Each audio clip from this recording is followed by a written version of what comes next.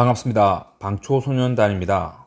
오늘 영상에서는 저희 방초소년단 활동의 배경 지식에 대한 내용을 말씀드리고자 합니다. 보통 유기라 함은 생명을 가지고 있는 살아있는 존재를 의미하며, 유기물은 생체 안에서 생명력에 의하여 만들어지는 물질을 의미하며 보통 탄소화합물을 말하기도 합니다. 인간과 식물도 유기물입니다. 인간과 식물을 구성하는 물질의 대부분은 물이고, 이와 함께 탄수화물, 지방, 단백질, 핵산이 전체의 96%를 차지합니다. 이렇게 물, 탄수화물, 지방, 단백질, 핵산을 구성하는 주요 원소는 탄소, 수소, 산소, 질소입니다. 이 중 질소는 단백질과 핵산을 구성하는 중요한 원소로, 쉽게 말하자면 유기물의 형태를 만들어주고 다음 세대로 생명체를 유지하는 역할을 하는 가장 핵심적이고 중요한 원소입니다. 하지만 질소는 공기의 대부분을 차지할 정도로 많이 존재하지만 식물이 바로 흡수하지 못합니다. 질소를 제외한 나머지 세 가지 원소는 공기와 물의 형태로 쉽게 강합성과 뿌리 흡수를 통해 식물에게 전달되어 결국 인간에게 전달됩니다. 공기의 대부분을 차지하는 질소를 바로 이용하지 못하는 이유는 질소가 삼중 공유 결합으로 단단하게 결합되어 있어서 좀처럼 분리하기 어렵기 때문입니다. 그래서 보통 번개와 같은 고온 고압의 상황에서 질산이온의 형태로 변화하기도 하지만, 주로 콩과 식물과 공생하는 뿌리옥 박테리아 같은 질소 고정 세균에 의해서 공기 중의 질소가 암모늄 이온으로 토양에 고정되어 식물이 흡수하게 됩니다.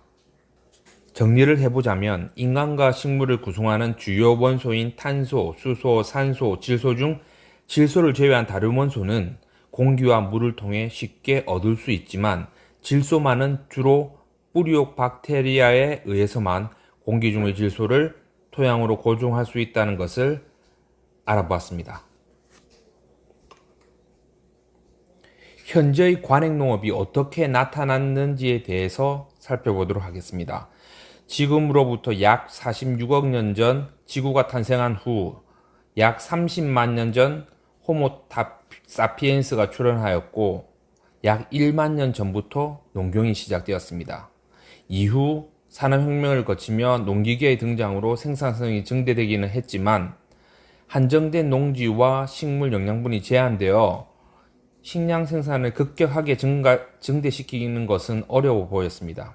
그래서 영국의 성직자이자 정치경제학자인 멜서스는 저서 인구론을 통해서 인구 증가 속도만큼 식량 생산이 이루어지지 못해 결국 기아나 전쟁, 전염병이 발생하여 인구가 조절될 것이라고 하였습니다. 하지만 이후 화학비료, 합성농약, 품종 개량 등 농업기술의 발달로 식량 생산도 인구 증가와 비례하여 기하급수적으로 증가되었습니다. 이렇게 현대 관행농업을 있게 한 화학비료, 합성농약, 품종 개량 중에서 먼저 화학비료에 대해서 알아보겠습니다. 농업적으로 흔히 비료의 3요소를 질소, 인산, 칼륨이라고 합니다. 그런데 인산과 칼륨은 자연 상태의 원재료를 가공하여 만들 수 있지만, 앞에서 설명한 것처럼 질소는 뿌리옥 박테리아 등 미생물에 의해 고정되거나 퇴비 등 유기물로만 공급할 수 있습니다. 그런데 1909년 프리츠 하버가 질소와 수소로 암모니아를 만드는 데 성공하고, 카를 보쉬가 이 방법을 산업 규모로 확장시키는 데 성공하면서 질소 비료를 대량 생산하여 획기적이고 쉽게 식량 생산의 증대가 가능해졌습니다. 다음으로 합성농약에 대해 알아보도록 하겠습니다. 합성농약은 보통 인위적으로 만들어진 제초제, 살충제, 살균제를 통칭하는 단어입니다. 이 중 제초제가 환경적 영향을 가장 많이 미치고 있습니다. 제초제의 다양한 작용 기작 중 대표적으로 글리포세이트라는 물질은 아미노산 합성을 억제하여 식물체가 생장을 하지 못하게 합니다. 다시 말해 단백질이 합성되지 못하게 하여 식물이 크지 못하고 말라 죽게 됩니다. 마지막으로 GMO는 유전자 변형 농산물을 의미하는데, 박테리아의 특정 유전자를 분리하여 식물에 재결합하고 이를 배양하여 유용 유전자를 도입하여 GMO가 만들어집니다. 이상으로 설명한 화학비료와 합성농약 그리고 GMO는 현대 관행농업의 대표적인 분야로 서로 상호 밀접하게 관계되어 있습니다.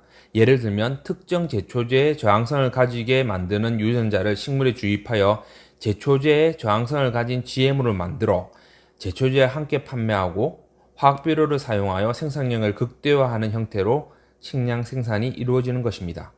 이 과정에서 인간에게 질병을 일으키고 생물 다양성 감소 등 환경에 좋지 않은 영향을 끼치게 됩니다. 대표적 GMO 중 하나인 대두 즉 콩은 전 세계 콩 생산량의 75% 정도가 GMO입니다.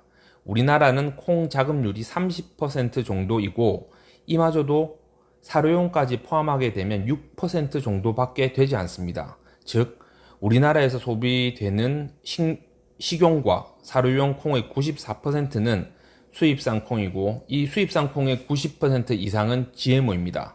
이렇게 수입된 콩은 주로 기름으로 만들어져 판매되고 기름을 짜고 남은 찌꺼기인 대두박은 사료로 쓰이고 있습니다.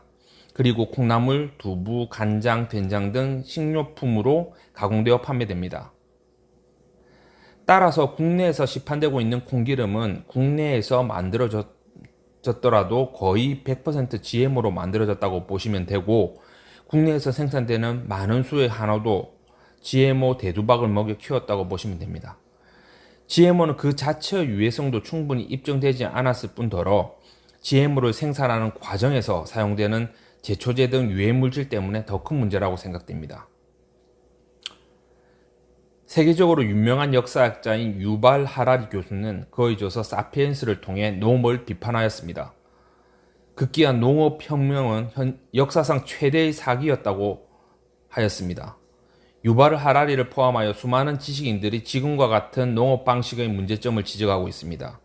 식량의 총량을 확대하는 것을 넘어 지구적 관점에서 지속 가능하게 농업을 이어갈 수 있는 방법으로 변화가 필요한 시점이 아닌가 생각합니다.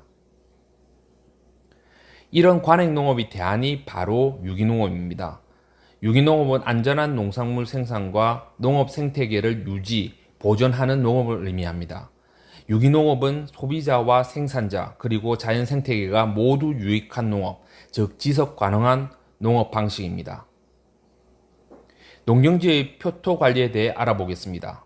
보통 관행농업에서는 깨끗이 김을 메워주는 청경 재배를 많이 하지만 유기농업에서는 풀을 키워서 다른 풀이 자라지 못하게 하는 초생 재배를 많이 합니다. 초생 재배는 잡초 제어뿐만 아니라 토양 생태계에 매우 중요한 역할을 합니다. 낮과 밤의 급격한 토양 온도 변화를 줄이고 벌레나 미생물에게는 안식처가 되고 토양 침식을 방지하고 수분의 증발을 억제하는 등 다양한 이점이 있습니다.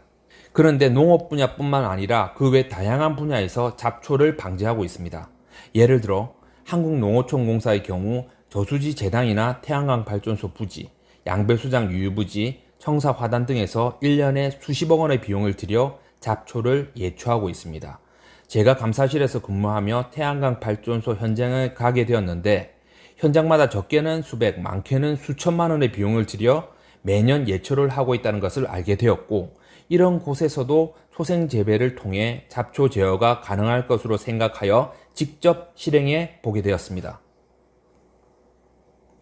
저희 방초소년단에서는 다양한 초생 재배 작물 중 한국농어촌공사 시설부지에 가장 적합한 작물로 화이트 클로버를 선정하여 이렇게 혁신적인 시도를 하고 있습니다. 화이트 클로버를 초생 재배하면 1차적으로 잎과 줄기가 토양을 덮어 잡초가 발화되는 것을 막고 타간물질을 분비하여 다른 잡초의 생장을 억제하고 뿌리에 공생하는 뿌리옥 박테리아가 공중질서를 고정하여 토양의 비옥도를 증진시켜 반영구적으로 다른 잡초를 제어할 수 있게 됩니다. 예를 들어 태양광 발전소 부지에서는 태양광 패널은 지표면으로부터 1m 정도 높이인 반면에 화이트 클로버는 30cm 이내로 낮게 자라서 발전 효율에 지장을 주지 않으면서 잡초 생장을 억제하고 잡초 제어가 가능하게 됩니다. 잡초를 제거하지 않고 제어하게 된다면 다양한 효과를 창출할 수 있습니다. 우선 화이트 클로버는 다년생이라 한 번 심으면 반영구적으로 잡초를 제어하여 해가 거듭될수록 누적해서 비용을 절감할 수 있습니다. 다음으로 시설물의 원활한 점검을 통해 재해를 사전에 방지하고 안전사고나 화재를 예방할 수 있습니다. 또한 아름다운 경관을 조성하고 다양한 체험, 교육 활동을 제공할 수 있습니다. 마지막으로 가장 중요한 세 가지의 환경 보존 효과가 있습니다. 첫째, 화석연료를 소비하는 예초기를 사용할 필요가 없기 때문에 온실가스 배출을 감축할 수 있습니다. 둘째, 현재 광범위하게 사용되어 다양한 환경 문제를 야기하고 있는 제초제 사용을 절감할 수 있습니다. 셋째, 꿀벌에게 좋은 밀원을 제공할 수 있습니다. 특히 최근 기후변화와 대형 산불로 인해 밀원식물 식재 면적이 급감한 상황에서 클로버를 식재하게 되면 6개월 이내에 신속한 밀원 제공이 가능합니다. 사실 처음에는 단순히 비용 절감을 위해 시작했지만 이 일을 통해 다양한 사회적 가치를 만들 수 있다는 것을 알게 되었습니다. 그래서 지금은 사명감을 가지고 앞으로 최선을 다해 노력하고자 합니다. 끝까지 시청해 주셔서 감사합니다. 방초소년단 화이팅! 앞으로도 잘 되기를 기원할게요.